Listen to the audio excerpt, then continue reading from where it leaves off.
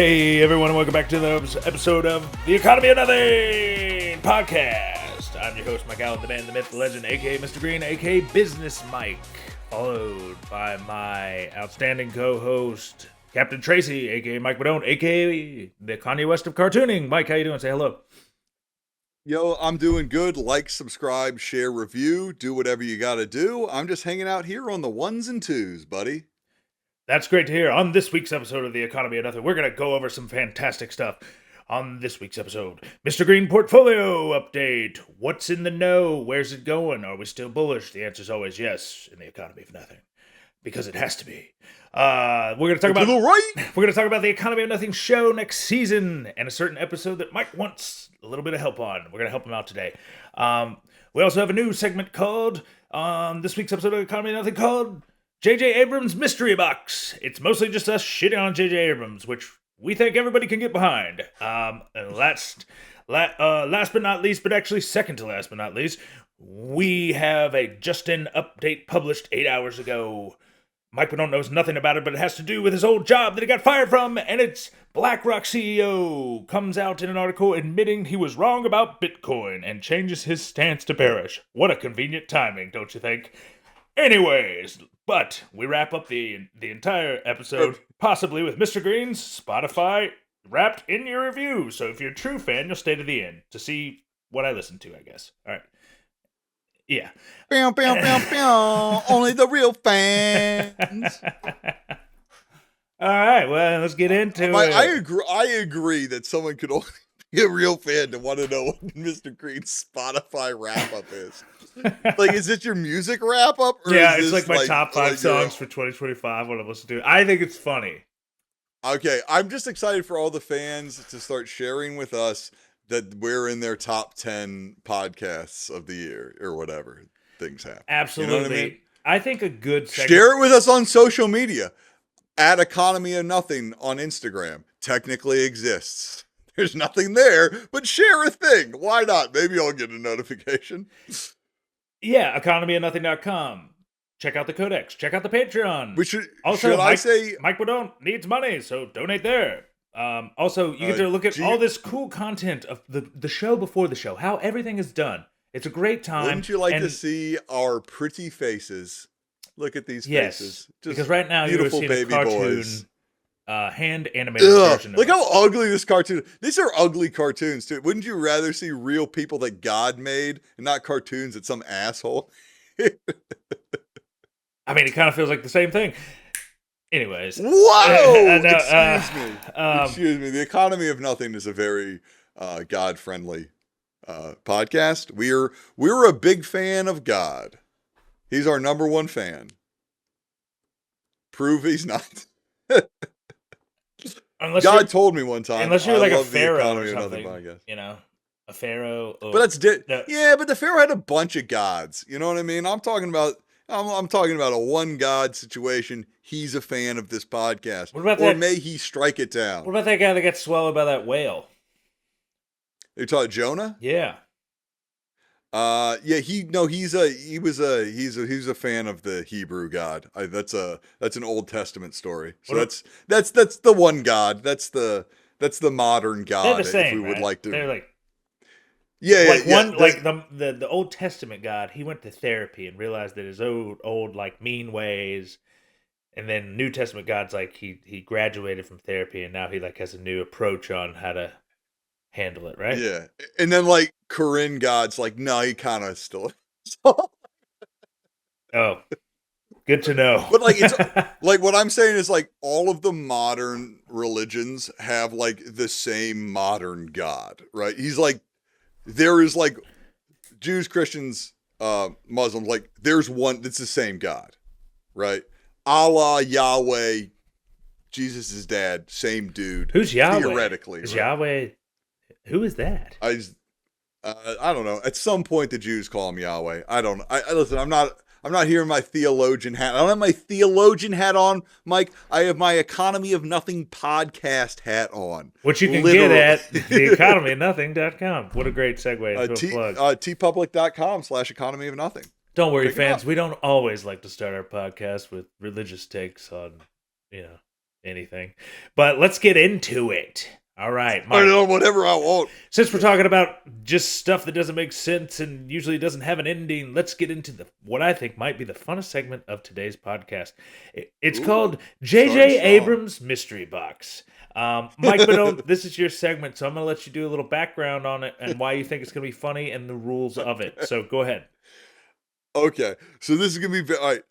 There's 7 layers to this as a topic, but I guess we should discuss, Mike. What do you think a J.J. Abrams mystery box is before I explain the general internet what people think it is? I mean, you know the idea, All right, right? so my general assumption of this is that J.J. Abrams, most people know him for like Lost and stuff and Star Wars, but they don't actually know that he doesn't like everybody thinks that he did it all, but actually he has like this nature of getting like 3/4 of the way to the end of a story and just bailing, and then letting someone else Yeah. come in and finish.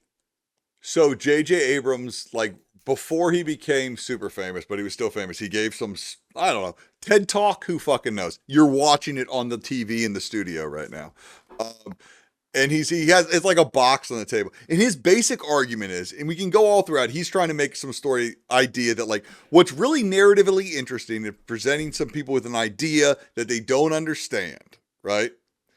But like there's never anything in the box, right? Is like this idea of like that's not what he would say, right? When he made it, it's like what you want to do is present some people with a box, and at the end of it, you're going to let them know what's in the box, and it's great. But now, like he's since done Lost and Star Wars and Star Trek, there's never anything in the box. He's grifting you. He's tricking you into thinking that he's going to show you something later, but he's Glenn Becking you. He's just asking questions, right? There's no answers. What's like Lost, right? What's the smoke monster? Where are they? None of these questions ever get answered, but you can keep an audience on the hook if they think there's a question.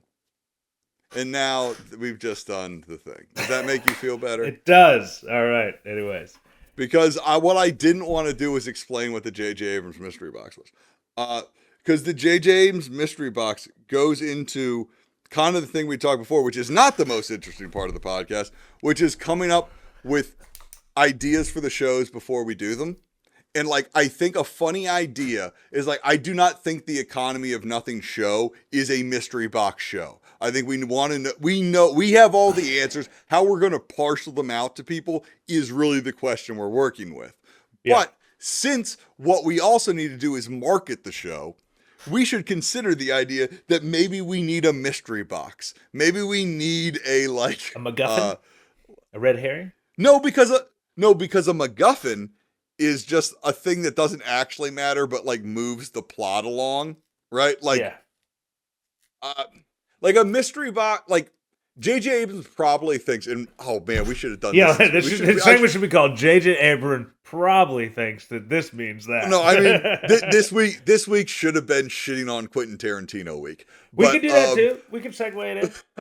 I like to shit on Tarantino because I do like his films. However, he's a massive deserves foot pervert. Like that dude loves feet. No.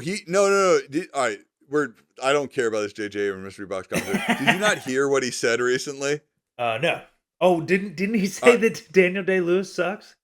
He backed me. Oh no. Well, first of all, so this was today. He said Paul Dano's the worst actor for some reason. Like Paul Dano, like that's a weird choice. Who's Paul Dano? But he was in There Will Be Blood. He was the Riddler in the new Batman. Oh, I did hate him in There Will Be Blood. I did hate him. Like as far as just like a character, he played such a good character that you did hate him. Yeah. But so Quentin Tarantino's out here just spitting mad shit. He has forever done nothing but spit nonsense, right? Yeah. But he had a thing, he was talking about the Hunger Games, and he was like, he said something like, they should have sued the shit out of the Hunger Games people because it just copied Battle Royale, right? The Japanese movie.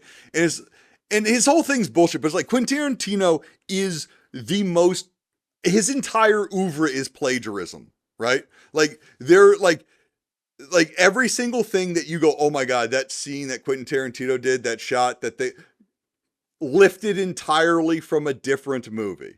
And so that like, it is this thing that's happening where people get, I didn't know that. Mike, Name a Quentin Tarantino thing you like. I'll either tell you right now or look up what it's from, right? Like all like Kill Bill, all of those action scenes are action scenes from other movies. Like everything he's done is from something. There are quotes from him, like so Reservoir Dogs is a copy of a Japanese movie, I think, right?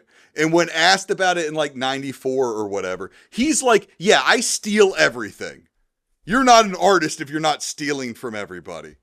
And now, like, but this is the thing: people get to a level of power where they can just say whatever they want. And I just like to throw out that Quentin Tarantino's movies aren't very good, especially when you know that everything in them is from something else. And so then for him to be like stepping out here being like other people are stealing shit, it's like, excuse me, motherfucker, right? And the thing that bothers me the most about Quentin Tarantino's entire thing, which we should have mentioned, is that like he says that Japanese writer should have sued that lady, right? And he says the name of Susan Collins or whoever wrote The Hunger Games. I'm like, you couldn't even go through the trouble of finding out this motherfucker's real name. Mm-hmm. Like you just are so in your little fucking point. A point, by the way, Quentin Tarantino, if you weren't so up your own ass, we all talked about whenever The Hunger Games came out like 20 years ago, right? Like Quentin Tarantino is the essence of this like sheltered motherfucker whose entire world is Quentin Tarantino, right? Quentin Tarantino, Donald Trump, add all these motherfuckers to the list of people who everyone says they've done all these great things. And I go, well, if you take into account all of the parts of it they didn't do, and you take into account the things they say about other people who do things, they're terrible by my metric and their own metric. Yet they get to continue to bullshit everyone forever. How do you feel now after doing all that? You feel a little bit better? I do feel a lot better. Is that fine? Do I feel a lot better about that? Did you zone out? It's fine. I I know just needed I to go. heard it all because I really don't know what you're talking about. So I feel like there's a lot of passion there and a Yeah. lot of insight to things. Frankly, I just don't know about, so I can't really speak to it. But yeah, I mean, based off your passion, I believe you. I mean, nobody facts Like, checks anyone really. So I mean, people. I it's just do like, believe people rip off other people all the time. So yeah, and it's presented in a news story to people like, oh my God, Quentin Tarantino has something profound to say, right? And of course, Mike, this goes into a whole thing where, like, obviously, part of the reason that this gets bubbled up as a narrative is because Quentin Tarantino, this white guy that loves saying nigger in his movies, is saying something bad about a woman, right? Like, how is that not why it's on Fox News, right? You can tell me it's on Fox News for another reason? I think it was like Ethan Hawke's daughter whenever like she went to do that film um Once Upon a Time in Hollywood that I think it was like her mom because her mom's famous too. I don't remember who it is, but she Ethan said Hawke's she's like, wife. watch your feet around Quentin Tarantino. Yeah. Do you know the thing? Like in I mean, every scene, dude, like, in yeah, every dude, movie, there's a he's a, barefoot Mike, woman he's a scene. bad fucking dude. Yeah. Okay? Like, I'm going to tell you a story. Okay. Inglorious Bastards, there's a scene where Christoph Waltz chokes the blonde chick Mm-hmm. in that movie. And Christoph Waltz did the scene, and Quentin Tarantino's like, you're not choking her enough, or whatever, right? So, like, Quentin Tarantino, because he's like a real good, like, movie guy, went in there and, like, choked this actress for real. That's what's on screen. Because he's so good at the illusion of movies, or because he's a fucking piece of shit? And he just gets away Right? with doing that? Yeah, probably. Yeah, and they're like, well, no, Quentin Tarantino wants it real. And I'm like, no, we're making a movie. We're making a fake fucking movie. It's his job to make it look real.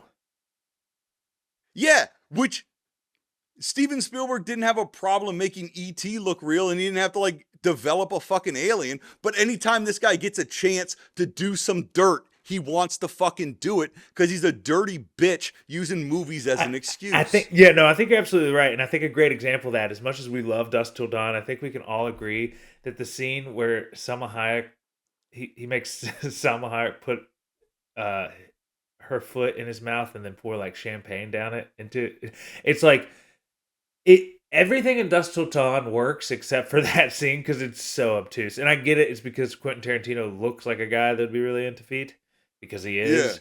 And like it, and if you've never seen that before, please go watch his movie. All his movies, you'll see that there is a barefoot Like woman. it's fine, foot scene. but like what Yeah. I'm saying, Mike, is I think that like Yeah, but the I'm saying Quentin Tarantino. I'm saying I agree with you in that regard. Like, Yeah, yeah, why else and do that? It doesn't add to the story, and he yes, dies like immediately after that, anyways. Yes, it's like the feet thing is like it's cover, right? Yeah. It's a Harvey Weinstein. You know what? Harvey Weinstein has a bit of a temper. Was a cover for Harvey Weinstein's raping everybody, right? And like Quentin Tarantino, he really likes feet. Is cover for he's a monster on set, probably, right? Probably. It's probably. But he gets away with it. You're probably gonna find out in a couple, like closer to his deathbed, he'll get a lot of people coming out for his fortune. Well, it's like, dude, the more he talks, like, it's one of those things where, like, I've thought all of this shit about Quentin Tarantino forever, and everyone's like, well, no, he's an artist, blah, blah, blah. But the more he goes on podcasts, the more he gets interviewed, I'm like, no, this is the guy whose movies I watched, right? Ooh, yeah. I mean, he is fucked up. I mean, he is fucked up. This is the guy whose movies I watched. Yeah. I don't know. That's all I'm saying. This is the guy whose movies I watched. I think I was right about Quentin Tarantino, and I haven't been a fan of Quentin Tarantino. You know what I mean? I don't know. He's a master of a scene. No one films a scene like Quentin Tarantino. The suspense, blah blah blah. It's great. Congratulations. There are some good things. I think all that the captain here is saying is that Quentin Tarantino most likely is probably not a very good person in general, regardless of the art. Regardless of the art he creates. Yes, and no one's art's good enough. No one's to justify that behavior is what the and they're all going to start using fucking AI now, so they're not even going to be doing art. You're going to let all these people be fucking monsters while they don't do anything? Indeed. All right. That's a short. Anyways, that's J.J. Abrams Mystery Box. Let's move on to the next segment. Maybe one of your topics. Okay. Fuck me. I don't know if that'll be a recurring one. No one's liking this video. Yeah. All right. Honestly, Mike, can we have a recurring segment called J.J. Abrams Mystery Box where you just don't know and it's just me fucking getting mad? Yeah. And it doesn't really make sense. Yeah. There's no conclusion to it. I don't have an answer. I'm like, don't go see his next movie. Well, I don't give a fuck. Like, you know what I mean? Yeah. I don't know what to tell you. Just think about it. I do love the passion, though, so I do want to get into, now that you're warmed up, let's talk about next season of the cartoon show. We're making the Economy of Nothing cartoon show. As you know, if you're a loyal fan, I'm sure you're waiting for details because you've gone to the website and you follow us on everything and donate to the Patreon. Like, subscribe, share, review. Yes. But I want to talk about next season, Mike. Next season, you talked about you had a title of a show that you're going to create, and it's called George Washington Isn't Santa Claus. You said you wanted to talk about that today. The themes and the narratives that go along with it, or maybe you need help with it. So I guess the first thing to say, I think we're pretty set here, right? On like Mr. Green and the captain are in a studio, and there's like shots, reverse shots. If we need to show something that's on a screen behind us and we go into a wide like that, right? I think that, like, this feels pretty standardized. I think there's some conversation to be having in the coming weeks of like updating the studio for season 2 or something like that, visually.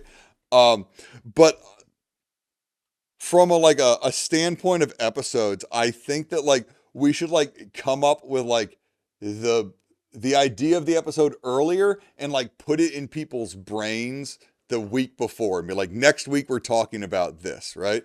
And so I started writing down some ideas for like just things that are bouncing around in my head that I don't have ideas for, but I think I have like the semblance of a concept. And so I'm going to pitch it to you right now. Okay. And this would be like our last one. This is like the end of this season. So it's not next season, it's the end of this season. Okay. So it'll be like the last one of the year. And as you said, it's called George Washington Isn't Santa Claus. And I'm just going to pitch you what I'm thinking about. All right, go ahead. I'm watching Hamilton because I wanted to watch Hamilton. And I'm Interesting. struck. Well, I'm first struck at the opening when it's like, this is a recording in 2016, which I just think, or June of 2016, which I think is a different time than now. Uh, Yes. uh, and I, you know, they, you, Mike, what, you know the term whitewashing, right? You've heard the term whitewashing. Yes. Isn't it when And so, like, whitewashing is when a character typically non? I think it could be right. It could be. It has to be a character that is non-white, but then a white person portrays that character. That's whitewashing. so oftentimes people think that like because of the color thing that like the whitewashing of history is like, hey, white people were pretty good the whole time or whatever, right? Which Yeah. is the end result of the whitewashing of history. But whitewashing actually comes from the idea of like covering up for a crime. You walk into a room, it's been what the walls are painted fresh paint of white. It's been whitewashed. How you know, Ah. was there a crime in here? Yes. Um And all and walls, as you know, are mostly painted white. yeah, well, I assume this is pre-forensics and stuff, where like you kill someone in a room, wipe the blood off, paint the walls. How would anyone ever fucking know, Right. right? Right. Like, Right. Right. Right. and so like, but the thing I was thinking is like, obviously, like people talk about that kind of stuff, and I'm watching like all these actors of like different colors, like play exclusively white dudes, right? And I couldn't help but think that like if I were to complain about that to someone in 2016, I would have gotten a million things. But like now here we are in the future, and I can be like, I think that is might do a disservice to things, especially when the King of England is still white and still speaking British English, right? Uh huh. So at a certain point, you want to get to this level where like George Washington's an aspirational figure and not a real person, right? There's a difference between saying like, well, anyone can play Santa Claus and saying anyone can play George Washington. Jesus. Well, I picked Santa Claus for a very specific reason. Because when I go Santa Claus is a fictional character, no one but the children listening will argue it. You know what I mean? Like I think is like I hope there's no children listening.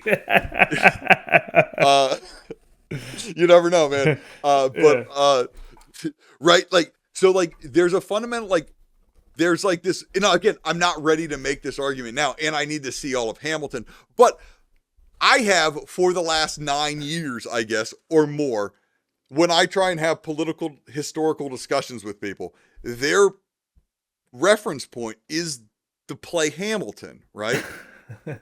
Yeah. And Hamilton has a cheerier view of American history than actually exists based on the fact that a black guy's playing George Washington. Yes. George Washington was a slave owner. Yep. He wasn't black. There's not a world. Sometimes people go, hey, well, can't Santa Claus be black because it would make these kids feel more included in like Christmas and that's all fine and good and whatever, and Christmas is stupid, and that's all true, right?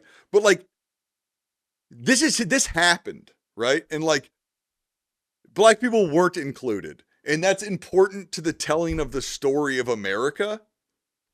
And I understand that like that like you don't want to like cast a bunch of people out of like the hiring in like a play or whatever, right? But at a certain point, Hamilton transcends to a level where I guess it's no fault of any of the people involved, but someone needs to say these were all fucking white dudes, right? Okay. And Okay. with Yeah. but Lots to with the unpack here. okay, you go. I've talked a bunch. I obviously this is very inflammatory, right? Right. But it's not I 2016 think. anymore. I think. Okay. Yeah. No. I think. Listen. I get where you're coming from a historian part of a historian viewpoint, right? I understand that because people are coming to you and quoting history because now they feel smart because they saw Hamilton, right? And you're like, well, because it's not accurate to what's going on. And some aspects are, and some aren't. You're not really getting the whole vibe of the times, and really the arguments they're making don't consider a lot of other aspects, is what you're saying. However, the other side of that coin is, is like creativity doesn't abide by the rules, and I don't think you could blame the play for the average person being dumb. And in all honesty, a good play appeals to everyone and gets everybody on board. So I think that the way you have to change your aspect of it is that people coming in that might have the viewpoints of that you're talking about will now question what's going on and be more aware of the subject. That leads them to study history more. If anything, I think Hamilton is a door to understanding true history than it is And smearing it. and like the thing that like I'm trying to is like I'm not going at like after like Lin-Manuel Miranda for this specifically. No, I I'm know, sure you are, I know. I'm like, just playing like both sides of the no, coin here. yeah, Yeah. no. Like, but like what I'm saying is like this is a conversation that needs to be had because too much of this Hamilton-esque media is exclusively opening the door and is inviting no one to walk through or something in a way that like it's been 10 years and everyone's reference to history It's of that time Hamilton. is still just Hamilton. Well, I mean, right? what did we have before then? Like, if you're not forced to look at history, what do you have? You have now Ancient Aliens on the History Channel, and or Texas McGraw-Hill books that we learned in high school. I mean, this is probably the No, no, most, no, no. like, from an average person's perspective, Yes, that but they've then, learned but like more the from this than anything else. okay, but this is why, and this is why I need to finish Hamilton. Is before we do this, and why we would like plan this stuff. This would be Patreon content, right? Us Yeah, trying to think of like is like, but there's something to the milk toastness of the last decade of liberalism that is like, yeah, well, like it's like George Washington was black. He basically believed everything we believe now, and like America basically got farted out, and it was the way it is now. And Hamilton and them laid out the pathway, and we're just following it now, and we're just a couple days away from things getting better, and blah blah blah. If we compromise and all this bullshit, I've right? watched Hamilton like 3 times, and I can tell you, with each time, there's more detail. I think you might just be getting a little lost. I thought there's really cool shit in Hamilton. I'm not saying that it's like 100% accurate, but I think there's a lot of accuracies, and I think Like, you're what do you focused on believe? the George Washington part is such a small part of the play. Yeah, but it's George I Washington think and you're Santa just Claus hung up on that because one idea. no, because you still don't know what the names of any of the other guys. Like Aaron Burr was white too. Like, do you know what? Like, but Aaron Burr isn't Santa Claus. Isn't a catchy title, Mike. I get it, but I think the play, that whole thing is more about like character. That whole story is more about just like what good character looks like. It's not about like history. I think it's easy to get caught I up know. in the front So half of it. I understand that. You just got to I finish know, I it. know, I You know. have to finish it. Yes, Yeah. yes. But do you not think that like part of our like idolatry of like Donald Trump and Elon Musk doesn't come from like people's like one of the biggest uh media understandings of like our foundings being like, well, aren't these like real personal guys and stuff, and not like the things that they did and like the stuff that happened in the context and like understanding like I talk to people about the founding fathers and I exclusively get like this like cheery-eyed rosy thing or someone being like, well, they all owned slaves, and I'm like, no, there was context that like no one seems to possess, right? But like these aren't fictitious characters. Like at a certain point it's kind of not fun to like imagine little conversations they had on to the side, right? Like, do you know what I mean? Like it's not Game of Thrones either, right? It's like shit that happened and like kind of like couldn't be more relevant to our times right now. And I don't know. Maybe I'm crazy. I mean, I get what you're saying. I just think that in general,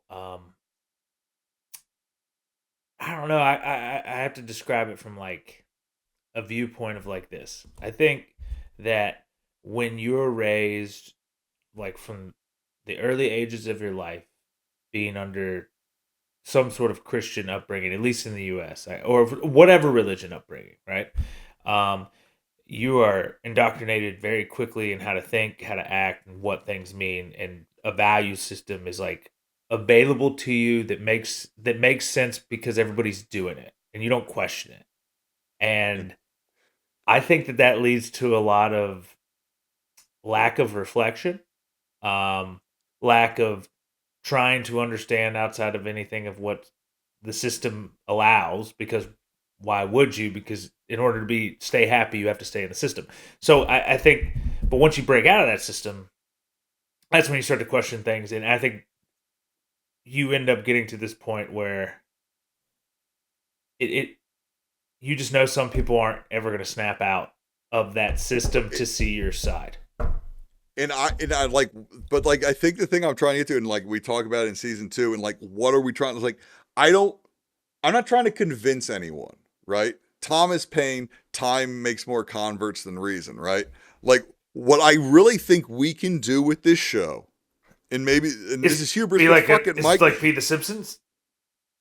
is present ideas that simply aren't Yeah, being presented, right? yeah. Like I just like I maybe I'm fucking like wrong about this, and someone can tell me like, no, it's really important that we represent George Washington as all shades and colors of the rainbow for some reason.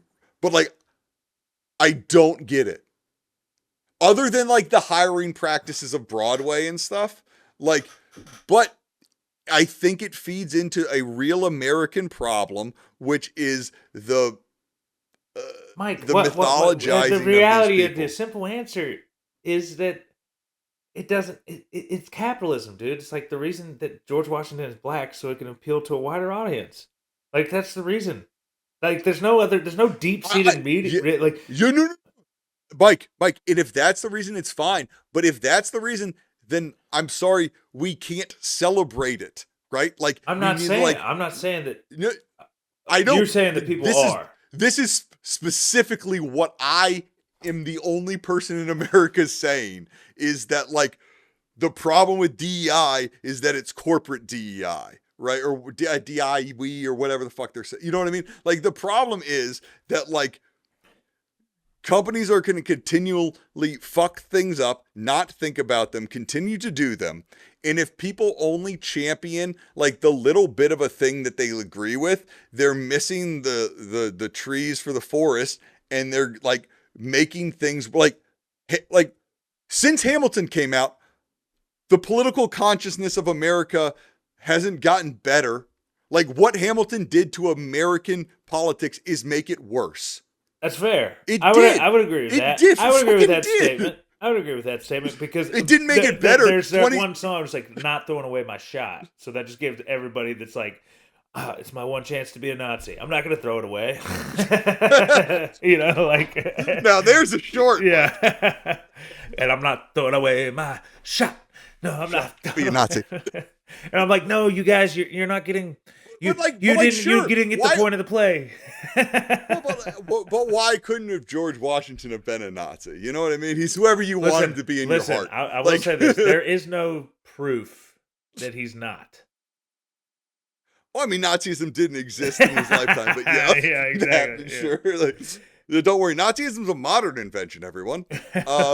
What's up with Peter Thiel, the dude from like the PayPal mafia? Like, what's his whole thing on the Antichrist? Why is he always about that now? Oh, I also heard they're becoming a lifestyle brand so that they can get away from the fact that they love the Antichrist. I think you're going to have to. Here's a segment, Mike.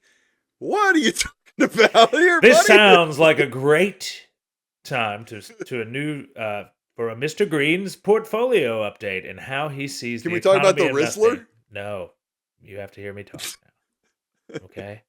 All right, Mr. Green portfolio update. Here's how I see the market. Right. Okay.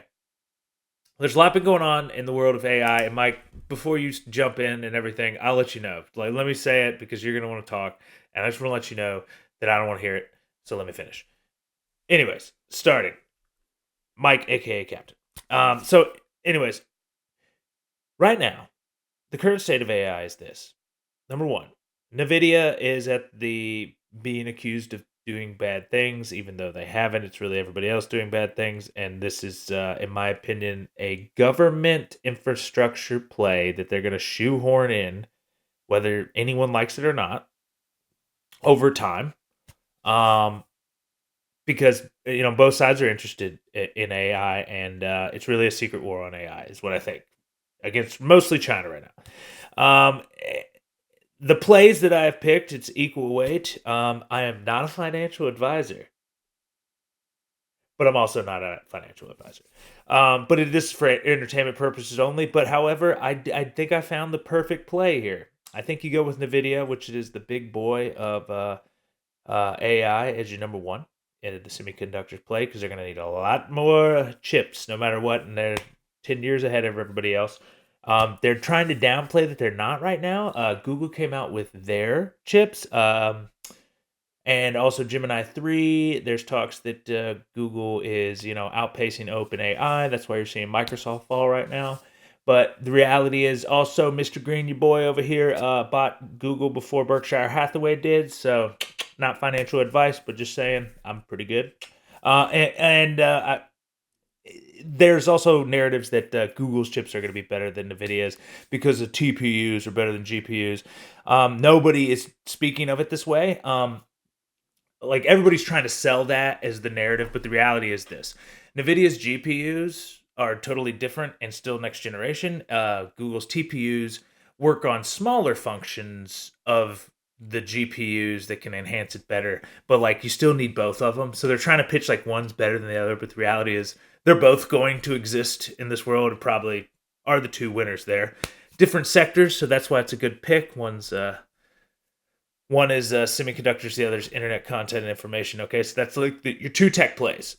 Then I'm doing a 50-50 portfolio, 50 on one side, which is that two, that's US, and the other 50 will be international plays, but I'm only doing dividend champion. It's two right now that are they're also going to be value investing plays that I think that are really appealing. So number one is Novo Nordisk, the guys that do Ozempic, semaglutides, GLP-1s, 6% CAGR over the next 10 years. And they currently do all the diabetes medicine anyways. It's just a good company. It's right back in its trend line. Gonna keep going up. Dividend champion. I think it's one of the better ones. And yeah, that's probably just going to keep going up. That's what I think. Slowly. I mean, nothing. This is like 10 years time frame, but it's a good opportunity. The next one is Canadian Natural Resources, another dividend champion. To energy play. You're always going to need energy. And the last company was a pharmaceutical play. You're always going to need healthcare. So I'm just looking at the vitals here. But energy play wise, the reason that you want Canadian natural resources is because oil sands, apparently a lot of the world's oil is in sand grains, and then you can extract the oil out of the sand pretty easily, and they're selling that, and they have the most of that, and they make most of their revenues on that. So it's looking like if energy, oil, aka oil, becomes like, I don't know, at all in this crazy economy of nothing play of some sort of like resource battle, that would be the one that people would go to for oil sands. So it has some volatility upside, I would think, but also dividend champion doing well. I think that one pays like 5% dividend. But yeah, that's equal weight, 50-50. That's what I'm going with. Back tested it. If you would have done this 10 years ago, and I'm not saying like future performance is not guaranteed of what past performance, but with this one, I think it's pretty accurate because this is my own strategy. So, I'm just going to put it out the internet. Maybe one day I'll just get famous from saying the right shit, right? Okay. So if you back test this back 10 years, you put $10,000 equal weight in these four plays. Today, you would have, I believe it is inflation adjusted over 200K, put it at a 32 to like 35% compound annual growth rate year over year, which would outpace the S&P 500 by a lot during that same time. I think if you just did solely S&P 500, you would have gone 10,000 to like 45,000. But anyways, I just think it's cool. It's not financial advice. This is just entertainment. But, that's what I think. And you don't have to follow me at all. I just, I want to put my play out there because if I'm right again, like I'm definitely going to cheer about it and rub it in Mike's face, aka Captain. Anyways, Mike. Now I'll have you know I didn't John Hamm through any of that. Good. Though I honestly a thing I did, which is a bit rude, is like one of the first things you said sparked a thing. I said you were talking about the chip war with like China, right? Mm-hmm. And it really, I mean, this stuff really has me thinking Cold War stuff, right? Of just just governments just dumping money into bullshit, right? Like I was looking up, I was like, what was that? Is it like the Star Wars program, like that Reagan did, which was like we're gonna make anti-nuke lasers in the sky, right, or whatever. But it was just like dumping money in a furnace because then the Soviets would have to dump their money, the same amount of money in a furnace, right? And like a lot of this chasing AI really feels like, especially like Google's new Gemini stuff, it does feel like, oh, like remember they were saying for a while, we're just sitting on it, and now they've pumped Gemini everywhere. And it's like, oh, I think these companies are really just trying to like dump and see who has the most cash reserves at the end so they can go, whew, okay, we're done with that, but we're the only ones left, right? That's what it feels like. It definitely feels like that. And I picked the best plays that I think from an AI sense and a like cover your ass sense. But also growth standpoint. And I mean, you gotta cover part of the economy of nothing is trying to leverage the mechanisms in your favor, right? Mm-hmm. Like while keeping in mind that that's what you're doing, you're not being a genius. You're looking at like the fucking only plays in front of you and making them correctly instead of like acting like the world's your fucking oyster all the time. Right? You know? Yeah. I think what it really comes down to in the economy of nothing, you have to manage your risk both ways, to the up and the downside. Yeah, I mean, the first thing you need to do in the economy of nothing is fucking survive, right? Yes. Like that's step one. So like, when the captain starts writing down the ranger rules, right? However many of them there are, like rule number one, survive, right? Yes. Like if the captain's like the rangers are really arguing with the captain, like we want to, he's like, what's rule number one? Survive. Go back to the ship. like go back to the ship. Make me a sandwich. Wait, no, that's rule number 3. Right? Have we talked about how like I think there's like a funny thing of like the captain just constantly making up rules. Like just whenever the Rangers are like giving him and Green trouble, he's just like 127, no talking around big plants. Like I'm sure you find that funny. I just know you're not going to be able to keep up with the rule number. That's like, then there's a joke that like the one ranger is keeping track of all of them and the captain clearly just fucking isn't, right? And Green's has no idea. He's not paying attention, right? Like, you know, if anything, Green's like, what's rule number 3? And then of course, yeah, and of course, then we get like some moment of catharsis at some point, right? When Green's like, number one, like he gets like he has to like do a big thing, survive. Yeah, you know, he remembers it when it matters. You know what I mean? Yeah. Like get like those real moments, right? Yeah. Like, but like he's not into like the captain using these bullshit rules to like get him to like quiet down, like or whatever. Yeah, just it's like well, some of your Green rules. Has kids, yeah. So this is like nothing. He doesn't give it, but the captain's like, the kids are being real loud about it. Green's like, they've zoned him the fuck out. I know my saying is not my monkeys, not my circus. Like you know, like those are your rangers, like, Captain. Like theoretically they're in the crew, but I'm the pilot. I don't control the rangers. Yeah. Like that's your. I don't problem. have to listen Excuse to me. As established, I'm a lieutenant. Whatever the fuck, I don't have to deal with the. I think it's totally irresponsible we would have the rangers here. It's like, why are we doing this? Yeah. Like it's like the cat. Like they're making like what's happening, I think, is like they're getting credits for everyone in the crew, and then the captain's splitting it 50-50 with Green, right? I love that. So Yeah, do you know what I Yeah. mean? So because so they're they're getting a 4-man crew salary, and the captain's giving like half of it to Green, and that's why Green's on board, right? Yeah. I like it. Yeah, I like it because we can get more money, Yeah. and then they don't really need it, and we'll just put like Yeah. a small like So- 2% of each of so our th- paychecks for their credit 401k or whatever. So Yeah, and so like at a certain point, like part of the reason the captain wins most of the arguments with Mr. Green is like, well, if you want to break it down, Green, you're making more money than you should on this mission. Do you want to talk about that, or do you want to go do it? And it's like, oh, okay, we'll go do it. Rule number one. Rule number Rule one. number one, Green needs to get paid. Yeah. Like, that's not. First off, rule number 2 is survive. Rule number 1 is I need my money. Doesn't matter if you survive. Like Mr. Green, like the captain's like rule number 1, survive. Mr. Green pulls the Rangers over and like, it doesn't matter if you survive, you don't get paid. Okay? Yeah. What are you going to survive as a broke bitch? I don't think so. Yeah. If it don't make dollars, it don't make sense. You know, Don't make sense. Absolutely not. Anyway, so Mike, last segment before we get into Mr. Green's Spotify wrap up of the year, which I know everybody's nail biting on. I wanted to talk to you about this. Literally, it was just published 8 hours ago, and if it isn't the pump and dump of pump and dumps, baby, the Michael Saylors of Bitcoin, the guy that started it all when it came to asset saturation, BlackRock CEO Larry Fink admits he's wrong about Bitcoin. And I don't know if you know this, Mike, Bitcoin's at like 82K right now or something, like 90 or 80K. It's starting to feel like, is Wall Street like being like, did we just get scammed? Or is this a blatant pump and dump by Wall Street?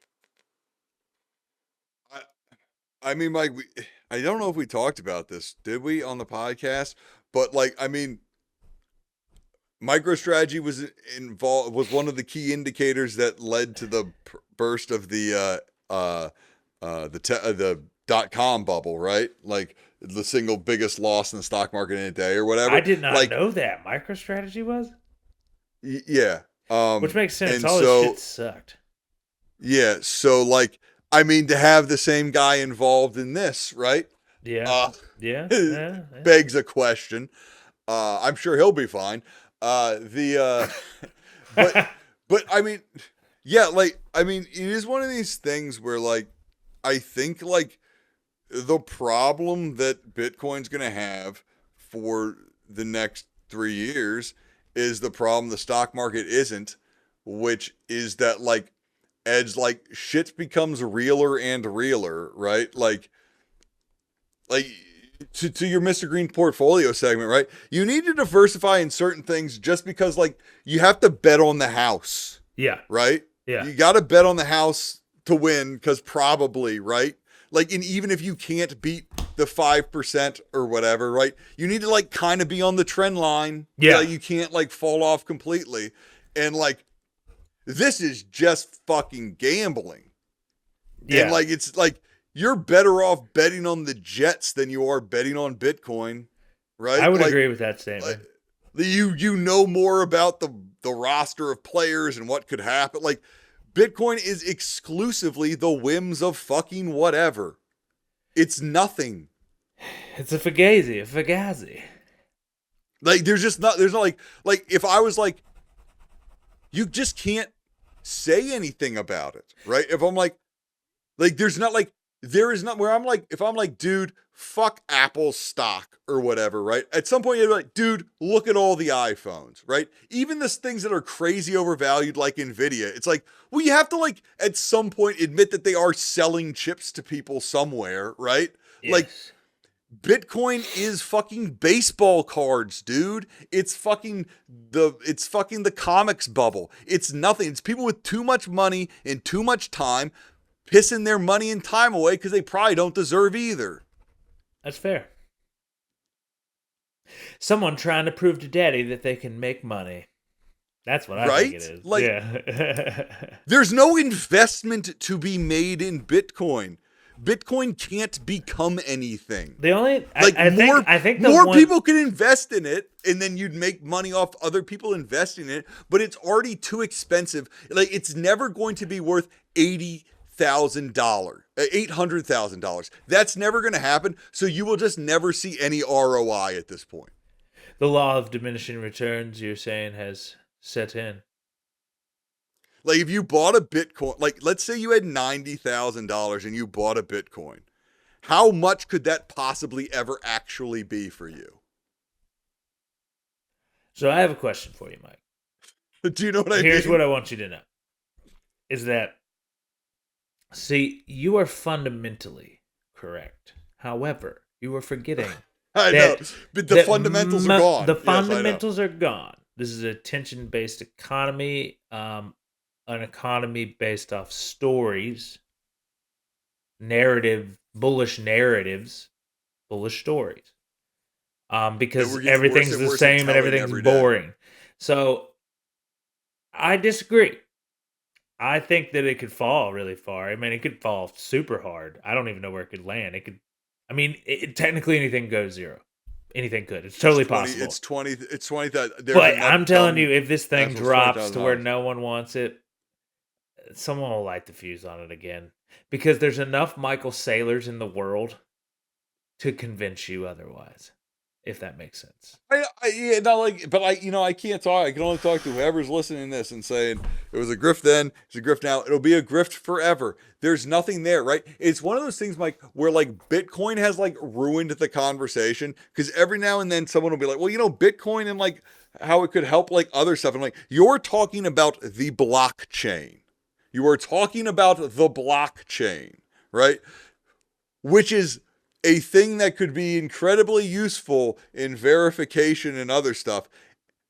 But its application has been entirely enhanced with like people trying to make NFT. Like a Bitcoin's an NFT. Like it's all the same. Like there's 200,000 Bitcoin and you're saying you have one of those Bitcoin. How is that different than there being one dumb monkey or 10 dumb monkeys? It's all fake dumb bullshit that you're spending money on and I'm going is stupid and you're going, well, I have more money than you. And I go, not if you keep spending on this probably, right? Like yeah, I mean, money's only as good as what you can buy with it. Well, I mean, Silk Road with Bitcoin, I think, was the first thing that you could do. But like back then, you could use it to like buy cocaine and Hitman and stuff. But that's never been like proven. Not enough people did it to actually know if that's true. And I don't think it's still around today, especially knowing that like I just don't think Wall Street would. It's coin collecting. It's coin right? collecting. It is coin collecting. It's digital right? coin like, collecting. Yeah. I'm gonna there. It's digital coin collecting, and you can tell me, well, actually, this coin's worth more than my money, and I'm like, okay, well, go. You need to go get someone to give you that money, right? And obviously now everything's traded so freely or whatever that like people are ignoring the fact that like most of this growth is just like bullshit, nothing normal transactions, right? Like, well, it's just there's like nothing fundamentally grow. There's no revenues on Bitcoin. Yeah, there's just people making revenues off Bitcoin, like mining it. Yeah, that's it. Yeah, like they say, like I no one's explained to me, and I've been sat through more Bitcoin courses than anyone in the world's ever sat through. Right? Is like, yeah, there. But like no one, it's great. Like no one's doing anything with it, right? Like you can't mine your own Bitcoin actually, right? Like that's a fake that they're lying to you. Yeah, they have like a lottery miner now. Yeah, like you have to like join some sort of consortium, and then you're just like you're just getting percentages of percentages. You're not like you're not mining. You're not mining. Yeah, you're not mining. You're not going out. This isn't California in like the fucking 1840s, right? Like this is not what's happening. It's just not. But they've tricked you, Mike. They've tricked you because people think the internet's their real life. They think people on Facebook are their friends. They think that people on Instagram like them, and they think Bitcoin's money, right? Like And that is where I like to put in a plug. Go to theeconomyofnothing.com where you can look at the real life dystopian future that's similar to the one we live in now. economyofnothing.com. Like and subscribe. Mike. Like and subscribe, share, review, do whatever you gotta do. Mike, you know what I would like people to do? Yeah. Send us a Gmail. Economyofnothing@gmail.com. I'd love to get a Gmail. That's not people going, we can improve your numbers. And me going, I don't want them to be any better, frankly. If you could go away, that'd be nice. You think I'd do this for the money? There's no money. Dude, it is really sad. They'll cut all this. It is really sad that like all of the things are like, are you ready to monetize your podcast? And it's like, I know you're ready to monetize my podcast. Yeah. Like you could, like if I flip the switch, you'll start making money. I won't make any. Like right. We don't have enough listeners that like the percent. But yeah, you could like YouTube would love me to start turning ads on, and so would Libsyn, right? Yeah. Because then they get the same amount of money on the total number of plays they get all over everything. So every play is good for them, baby. You know what I mean? Anyways, I think Mike, we just transitioned out of the show with just the John Hammond. Just like, having had a lifetime. Are we going to be sick of the John Hammond by this point? John Hammond, everyone. Have a good